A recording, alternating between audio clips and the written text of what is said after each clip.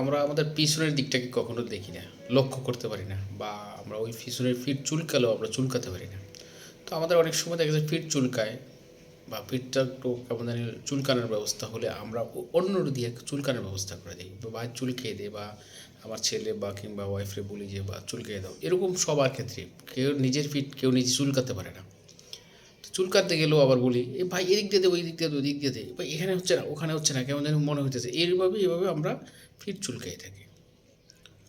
তো এই গল্পটার মূল উদ্দেশ্যটা হচ্ছে আমরা আজও পর্যন্ত এমন একটা জাতিতে রূপান্তরিত হয়েছি, নিজের কাজটা নিজেরা করতে পারি না, ব্যর্থ হই।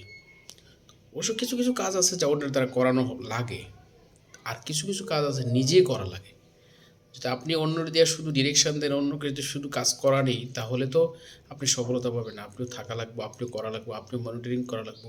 প্রত্যেকটা কাজকে আপনি নিজের দায়িত্বে করার প্রয়োজন। আর যদি না করেন তাহলে আপনি সফলতা পাবেন না। এই উদ্যোক্তার ক্ষেত্রে, উদ্যোক্তা হওয়ার পেছনে কিংবা ভালো কাজ করার পেছনে বা জীবনে উন্নতি করার পেছনে সবচাইতে মূল হচ্ছে নিজেতে কাজ করা। আপনাকে কৌশল অবলম্বন করতে হবে।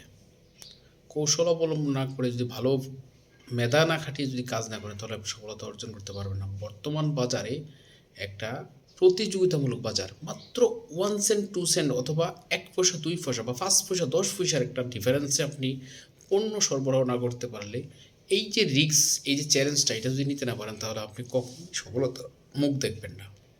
তাই আপনাকে ওই চ্যালেঞ্জটাই নিতে হবে। আপনি যদি কোনো কাজ করতে চান, সেই চ্যালেঞ্জটাই নিতে হবে। যে চ্যালেঞ্জটা হচ্ছে 1 পয়সা 2 পয়সা কিংবা 1 সেন্ট 2 সেন্টের কারবার।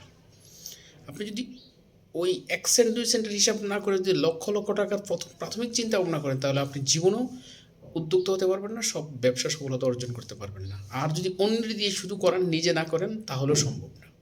তো এই কারণে আমি প্রথম উদাহরণটা কিংবা প্রথম যে কথাটা, গল্পটা ঠিক এভাবেই সাজাইছি যে আমাদের কাজটা আমরা নিজেরাই করতে হবে। অন্যের দ্বারা নিজের কাঙ্ক্ষিত লক্ষ্য পৌঁছানো সম্ভব না। হ্যাঁ, অন্যকে বিশ্বাস করবেন না, বিশ্বাস না করলে পৃথিবী টিকবে না, এটা সত্য কথা। কিন্তু নিজের থেকে মনিটরিং করবেন।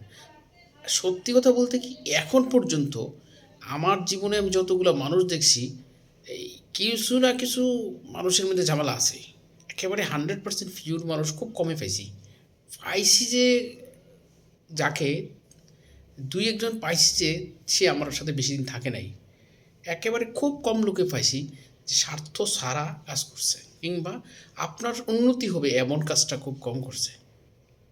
অতএব আপনাদেরকে একটা কথা অনুরোধ করব, সবাই সবার জায়গা থেকে নিজের কাজটা নিজেই তদারকি করুন, নিজে মনিটরিং করুন, আর পারলে হাত দিয়ে কাজ করুন। তাতে দেখবেন আপনার উন্নতি হবে, দেশের উন্নতি হবে, সমাজের উন্নতি হবে।